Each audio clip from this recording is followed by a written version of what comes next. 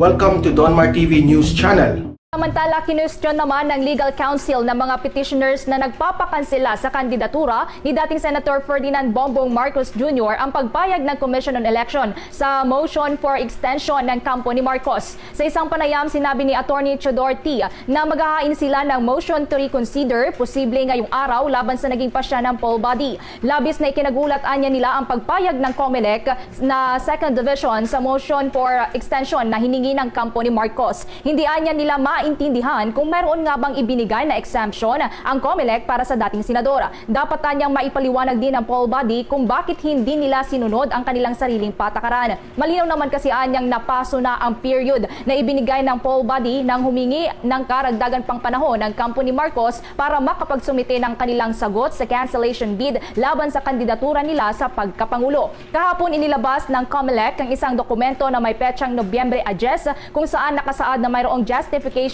sa hiling na extension ng kampo ni Marcos. Nakasaad din dito na ang petition to cancel sa Certificate of Candidacy ng dating senador ay pending determination pa lamang. Binibigyan din ng COMELEC ang kampo ni Marcos ng hanggang sa araw ng Lunes, November 22 para sagutin ang apela laban dito.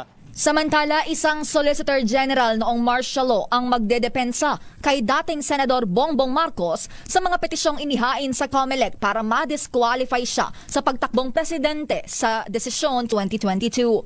Ayon kay Attorney Vic Rodriguez, spokesman ni Marcos, nagboluntaryo ang 91 years old na si dating Solgen Estelito Mendoza para maging abogado nito sa ilang kaso ng disqualification sa COMELEC. Si Attorney Mendoza ang abogadong humawak sa mga kaso plunder ni na dating Pangulong Gloria Macapagal Arroyo, dating Senador o Senator Bong Revilla at dating Senador Juan Ponce Enrile. Samantala, kinumpirma ni Rodriguez na binigyan ng COMELEC ng 1 linggong extension si BBM para tumugon sa unang petisyon na pagkansela sa kanyang COC dahil sa kasong may kinalaman sa hindi pagpa-file ng income tax return. Sa panayam ng DZRH, sinabi ni Attorney Rodriguez na inaasahan na nila ang mga ganitong cheap political gimmicks at mga basura na petisyon, ngunit dapat nilang sagutin ang 4 na petisyon laban kay BBM. Pakinggan natin si Attorney Vic Rodriguez. Unang-una kagaya ng nagsimula kayo ng inyong programa, Anthony at Jerry, ang dami-daming mga basurang petisyon ang inihahain laban kay Presidential Aspirant Bongbong Marcos. At itong kasong ito has been, itong pinag-uusapan natin ngayon, has been fully litigated. And we have to call the records and find the records of the case para naman nang sa ganun, we can file our intelligent answer dito sa nuisance petition na i-file laban kay Bongbong Marcos. Kaya kami humingi ng dagdag na oras para makasagot kami. Tinawag din nilang mga communist frontliner yung mga naghain ng bagong petisyon noong Miyerkules. Kabilang sa kanila ay mga biktima ng martial law at human rights advocates. Itinuturing din ng kampo ni Marcos na hindi magtatagumpay yung ibang petisyon laban sa kanila at pinag-aaralan pa nila kung paano ito sasagutin. Sa ngayon ay may 3 petisyon na nakahain upang naglalayong makansela yung COC ni Marcos, samantalang yung isa naman ay para tuluyan siyang ma-disqualify. Nasa 500 abogado raw yung nag-volunteer para tumulong dito kay Marcos. Bagamat hindi pa rin nila sinasabi yung laman ng kanilang petisyon bilang parte ng kanilang estratehiya. Pero nauna nilang binanggit na walang jurisdiction ang Commission on Election sa kaso. Lalo na't napagdesisyonan na ng Court of Appeals yung kanyang kaso ukol sa di pagpa-file ng income tax return. Mula 1982 hanggang 1985 noong siya ay vice-gobernador at gobernador pa ng Ilocos Norte. Hindi raw ito maaaring reviewin, amyendahan, baguhin o ipawalang bisa ng COMELEC. Sinasabi rin nilang hindi naman isang uri ng tinatawag na moral turpitude ang hindi pagsusumite ng ITR at hindi rin ito isang uri ng tax evasion. Kumpiyansa silang mababasura itong tinatawag nilang propaganda laban kay Marcos. Yes. Lahat ng petisyong ito basura. Lahat ng petisyong ito basura. Wala akong kaso. Walang kaso at ito ay ang purpose lamang ay pabagalin ang aming kampanya, guluhin ang isipan ni Presidential Aspirant Bongbong Marcos. Subalit kami have remained focused, klaro sa amin ang gusto namin gawin. This is all about the future of the country and the future of every Filipino. I am very, very confident if it's all purely a matter of legal argument and substance, walang kaso laban kay Bongbong Marcos. Subalit alam naman natin, minsan yung usaping legal ay nahahaluan ng politikal. Magkaganoon pa man, naniniwala kami sa integridad na mga namumuno ngayon dyan sa COMELEC na they will decide the case based on its merits. Pero ayaw po yata kayong tantanan. Kahapon lang po nag-file ng panibagong petition for disqualification at may sinasabi na may mga isusunod pang disqualification charges laban kay Senator Marcos. Isa naman ang linalaman na Weng nung kanilang mga petition, whether it's petition for the cancellation of his certificate of candidacy or it's a petition for disqualification. Iisa lang ang laman at ito ay yung the same old yellow narrative na walang ibang layunin kundi gibain, siraan at yurakan ang pagkatao ni Presidential Aspirant Bongbong Marcos. Magkaganon pa man, ito ay isang kaso, haharapin namin ito ng buong tapang at kahit ito ay isang basurang petisyon, kami po ay sasagot at yun nga, binigyan kami ng kaukulang panahon pa ng COMELEC na magbigay ng aming answer. Pero hindi kami papatol sa kanilang maruming uri ng politika. We will never engage in gutter politics. Hingan lang namin kayo ng klarifikasyon. Ano po ba talaga? Meron po bang approval ang Commission on Elections for extension ng pagsasubmit ng inyong tugon dun sa disqualification? Kasi ang sinasabi, kinocall ang attention ninyo dahil wala pa naman daw pong approval pero inanunsyo ninyo na na-approve yung 7-day extension. Yeah, nung interview sa akin nung umaga, ang what I was saying is nag-file kami ng motion for extension of time na mabigyan kami ng sapat na pagkakataong aralin pa at makapag-file ng aming intelligent answer. And then yun nga, I was asked kung meron ng aprobado. Sabi ko na bigyan yata kami ng 5 or 6 or 7 days. Hindi ko lang ma-recall exactly. But I'm pretty confident na ito'y na ma-aprobahan by now, na-aprobahan na ng COMELEC. Kasi ang sinasabi po, lalo na yung mga kampo na nagharap ng petition for disqualification, dapat daw po kung ano yung sinabi ng Commission on Elections na non-extendable yung ibinigay na panahon sa inyo, yun yung dapat na masunod.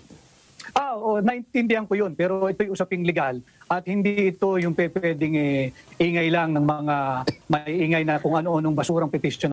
Sundin natin yung legal process. We filed our motion for extension of time at nag-entry of appearance na rin ang aming lead counsel, si dating Solgen, Attorney Estelito Mendoza.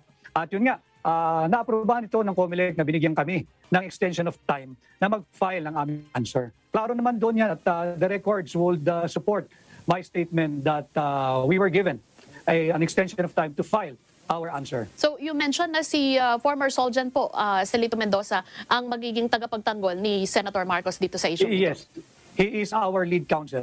So did he volunteer po o did you No, he volunteered and without any exaggeration, nung pumutok itong mga nuisance or basurang petisyon na hinihain laban kay Presidential Aspirant Bongbong Marcos, without any exaggeration, I have received no less than 500 calls from individual lawyers, from lawyers group from different law firms offering their services all for free to be the volunteer counsels of Presidential Aspirant Bongbong Marcos sapagkat alam nila na ito ay isang basurang petisyon. In any case po, tama po ba na ang COMELEC ang mag-rule on a disqualification ng isang kandidato? Anumang posisyon ang tinatakbuhan po niya?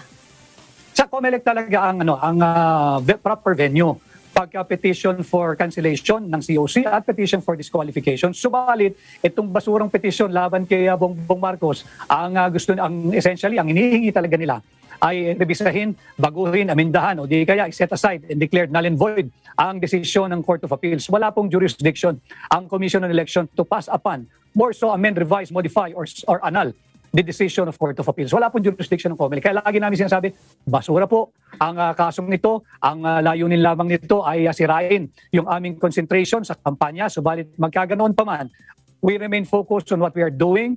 It's clear to us that this election is all about the future of this country and the future of every Filipino, and we are focused on nation building.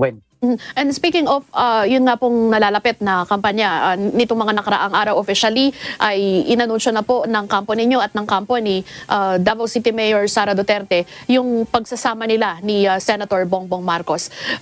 Doon po ba sa mga pinaplano na kampanya sa mga darating na panahon, they will campaign together? Yes. Pinaplano na namin Yung aming planning is a work in progress, Weng. Sapagkat alam naman ninyo, kahapon lang siya nag-assume ng kanyang party chairmanship with third party, di Lakas CMD, at bumuo na ng working team, yung kanilang partido at yung aming partido federal upang nang sa ganun maplano namin yung mga darating na campaign sortie na magkasama sila. And then there are days na syempre one will have to cover one part of the country and the other will have to go to the other part of the country dahil limitado lang naman yung official period to campaign. Nang sa ganun marami kaming areas na makover. Pero how will the President's endorsement of Senator Bongo po at yung tandem with Mayor Sara Duterte affect the BBM Sara candidacy? I'm unperturbed by that endorsement. Hindi tatamaan yung kampanya ni Bongbong Marcos at ni Mayor Inday. Unang-una, iba-iba naman yung market segment nila. Iba yung base ng supporter ni Bongbong Marcos, iba yung base ng supporter ni PRRD, at iba rin yung base ng supporter ng kanyang inendorso. Hindi rin naman kami nagulat na kanyang inendorso si Mayor Inday. Siyempre naman, anak niya yun, hindi ba? At yung kanyang napiling kandidato, hindi na rin namin kinagulat yun because they belong to the same party and they have their own decision-making process. At nung sila yung nag-decision, yan ang naging hatol. So we just respect yung endorsement na yan ni Pangulong Duterte. Pero curious lang po at may mga gustong magpatanong, Attorney Vic. Did something went wrong between the President and BBM? Kasi for the past years, and even kahit recently po, bago nangyari yung pagpa-file ng mga Certificate of Candidacy, ay maganda ang relasyon at magkaalyado ang Pangulo at ang dating Senador. Pero bakit nagkaganon po? Nagkahiwalay ng landas? O maituturing ba nating nagkahiwalay talaga ng landas? Hindi naman, ako tingin ko nga, nagkataon lang na meron silang kinabibilangang partido, meron din kaming kinabibilangang partido, yung Partido Federal, at meron din silang mga party mates, may decision-making process, at doon nga nauwi, nakapagpili sila ng kanilang kandidato. So we respect the President. At kagaya ng sinasabi ni Bongbong Marcos, patuloy yung kanyang mataas na paggalang respeto at pagtingin kay Pangulong Duterte. Okay. Attorney Vic, baka may gusto na lang po kayong mensaheng ibahagi sa mga nag-aantabay dito sa mga isyong kinakaharap po ni Presidential Aspirant Bongbong Marcos. Nasa inyo po ang kapag. I thank you, Weng, at sa mga supporters at nagmamahal po kay Presidential Aspirant Bongbong Marcos. Patuloy po tayong mangampanya, pagbutihin pa natin yung ating mga ginagawa. Yung mga magagandang numero na nagre-resulta sa survey, yung mataas na numero, tingnan lamang po natin yan bilang additional inspiration, bilang additional motivation. Subalit wag po tayong magiging kampante, wag po tayong magiging complacent. At ang kabilin-bilin ng huli ni Presidential Aspirant Bongbong Marcos, ikampanya po natin ng mahigpit at ipukpok din po natin ang kandidatura ng kanyang running mate na si Vice Presidential Mayor Inday Sara Duterte.